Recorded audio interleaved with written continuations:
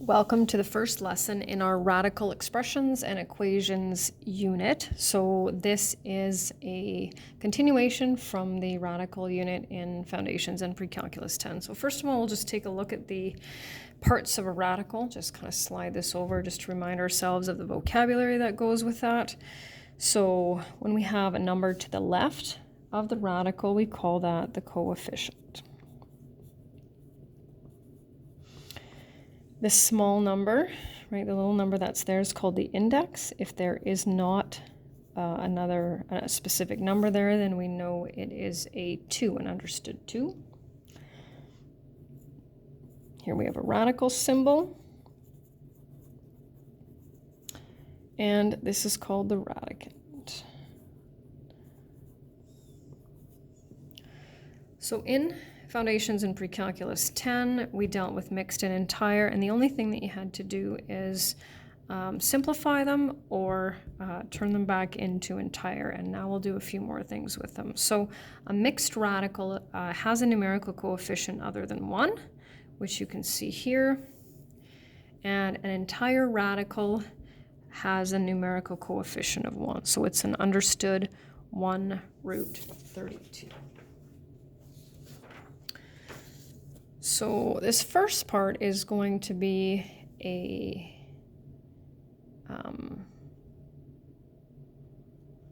review from Foundations in Pre-Calculus 10. I have some steps here. These are the same ones that I use in 10. They're fairly lengthy, but I'll talk you through them here as we go. So the first step when we're simplifying them, notice, by the way, there's some variables here. That's new to Pre-Calculus 20.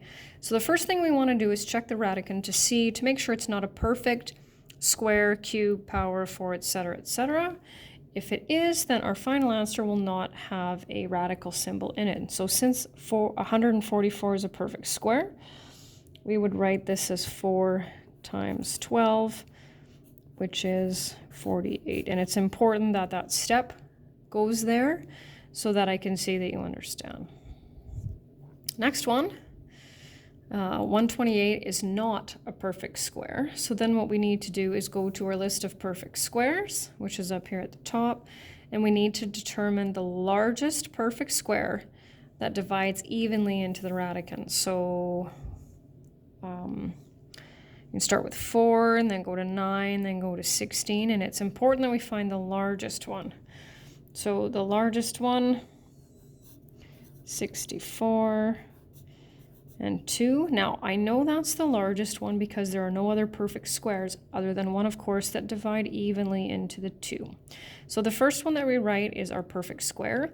That will, of course, simplify to an integer. So the square root of 64 is 8, and we're left with 8 root 2. So if you take the decimal equivalent on your calculator, right, the square root of 128 and 8 times the square root of 2 will be the same for that. So this next one, 500, is not a perfect cube, so we need to look at our list of perfect cubes and determine the largest one that divides evenly into that.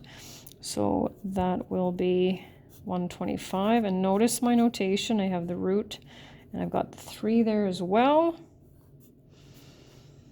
Okay, -6 times 5 cube root and final answer, and same with the decimals as well.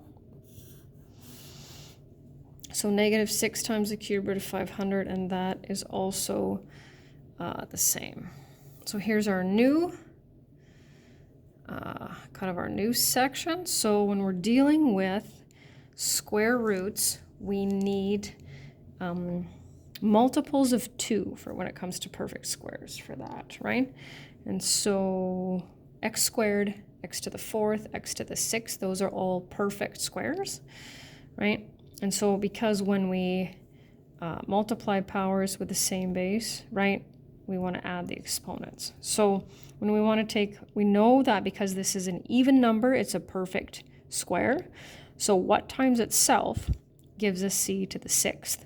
Well, that would be c cubed, because multiplying powers with the same base, we add the exponents, and this one would be, so this is a perfect square because c cubed times d to the 4th, or so c cubed d to the 4th squared will give us that. Okay, when it comes to dealing with cube roots, we need multiples of 3 for perfect cubes, right? So 3, 6, 9. So we're going to follow the same process with, well, actually this one over here. See if I can slide it over here. We'll follow the same process with this one. So we don't have a numerical coefficient, so we're going to start with the perfect cube part of it. So x cubed, right? That's a perfect cubed. I need multiples of 3, and I don't have that, so I need to leave the y's. And for multiples of 3, z cubed, z to the 6th. So that's what I'll take out, right?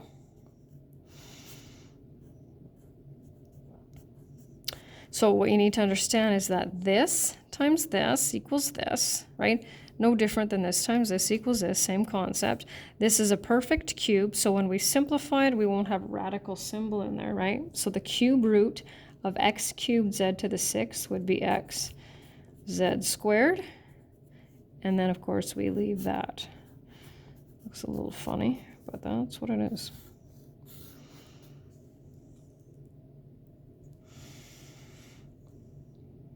And for this one, so we'll start with the number.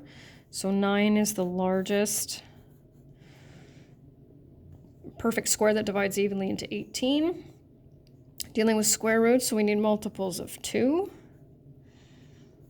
And then we're left with 2m, square root of that.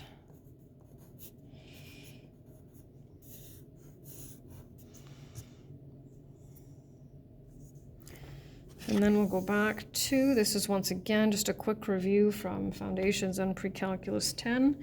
So converting from mixed to entire.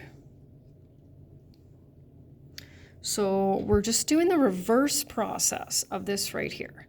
So if you can still see it here, so 7 root 2, right? So basically I'm giving you this as the question and saying, okay, get back to this. So crazy, but right, how do we get from the 8 to the 64? Well, we square it, right? And that's what our index is. So we have to watch our notation though. So we'll take the 7 and we'll square it.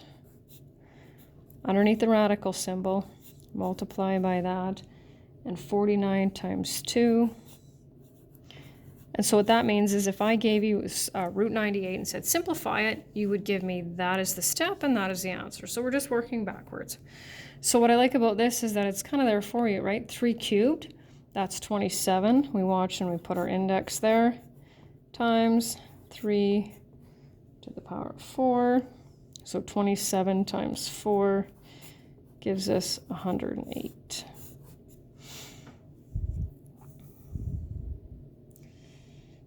And same thing here. So now we need to put this to the power of 4. So 5 to the power of 4 is 625. X to the power of 4 is just that.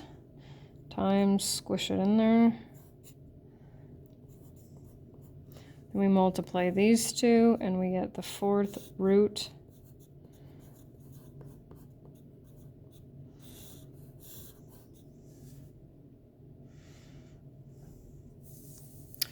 And the last one here says put the radicals in order from least to greatest. So that's just a, kind of reminds me of the number line.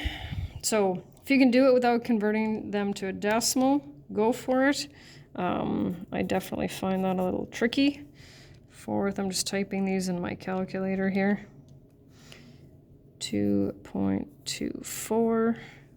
And I'm just choosing to round them to 2 decimal places, except for that first one apparently.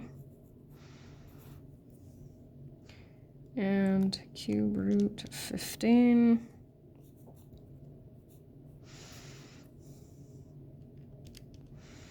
I'm going to change that one, not that it's going to matter, right? So least to greatest. So the smallest one, of course, is, and we don't put the decimals, right? We go 4 root 25. Next, cube root of 15, square root of 23, and 3 cube root of 3.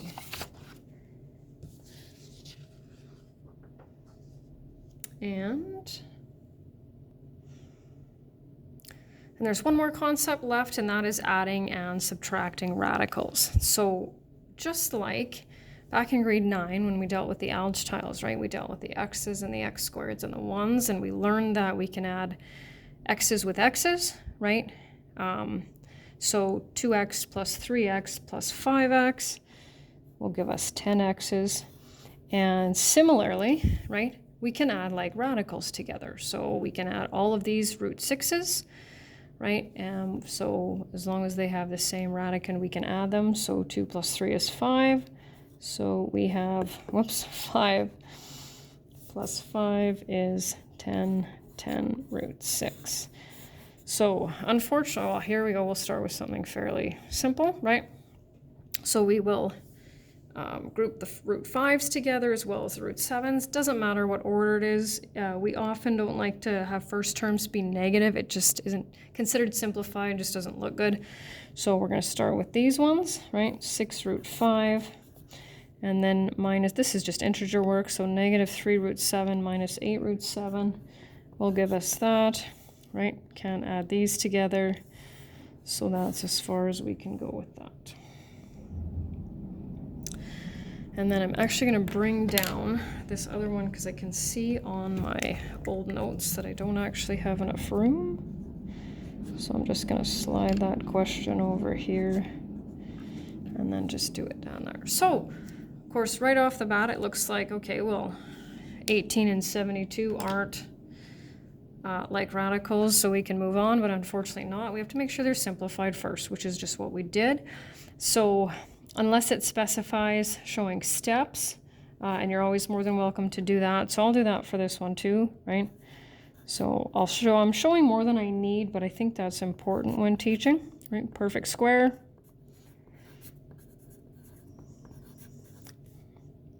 First ones are perfect square. And I often will say, I find I show more steps in Pre-Calc 20 than other ones. It's just a lot easier to make a mistake, right? And now we have like radicals, so 18 minus 30, that gives us negative 12. So I did that one, I moved it over so I'd have a little bit more space here. So here we're dealing with some cube roots. So once again, who knows? We won't know until we simplify them. So we'll just kind of back this one up a little bit. So 4 cube root of 27.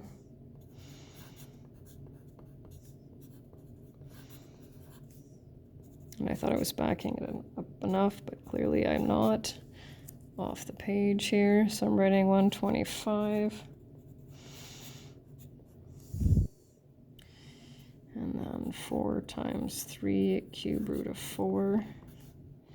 7 times 2 cube root of 4 minus 5 cube root of 4. Managed to fit it all there.